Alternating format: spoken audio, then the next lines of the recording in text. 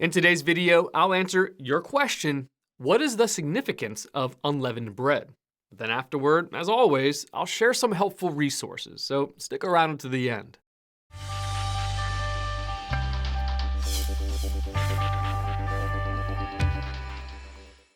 The Bible tells us that the Israelites were to eat only unleavened bread every year during Passover as a commemoration of the Exodus from Egyptian bondage. Since the children of Israel left Egypt hastily, they did not have time for the bread to rise, so it was made on that very first Passover without leaven, also known as yeast. In describing this bread and why it was eaten, the Bible informs us of the following. Do not eat it with bread made with yeast, but for 7 days eat unleavened bread, the bread of affliction, because you left Egypt in haste, so that all the days of your life you may remember the time of your departure from Egypt. Deuteronomy chapter 16, verse 3. Further commands regarding the eating of unleavened bread are found in Exodus chapter 12, chapter 29, and Numbers chapter 9. To this day, in Jewish homes, the Passover celebration includes unleavened bread. According to the Hebrew lexicon, the term unleavened bread is derived from the word matzoh, which means bread or cake without leaven. The lexicon also states that matzoh is in turn derived from a word which means to drain out or suck.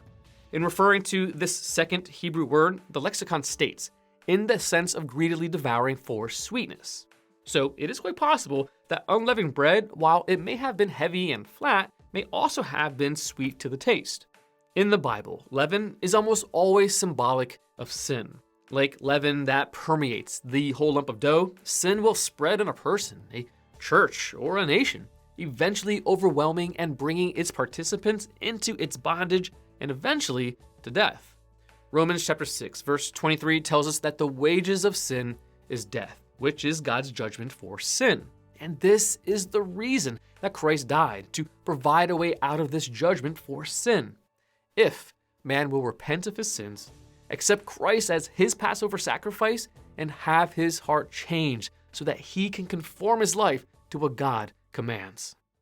Want to learn more? Subscribe so you don't miss the next video. Visit gotquestions.org for more great content, and to the details section below this video. There you'll find one book I recommend along with several links related to questions. If you'd like to learn about Bible Munch, or for instant bite-sized devotionals, subscribe to Bible Munch on YouTube. It's linked right here. Now remember, got questions? The Bible has answers. We'll help you find them.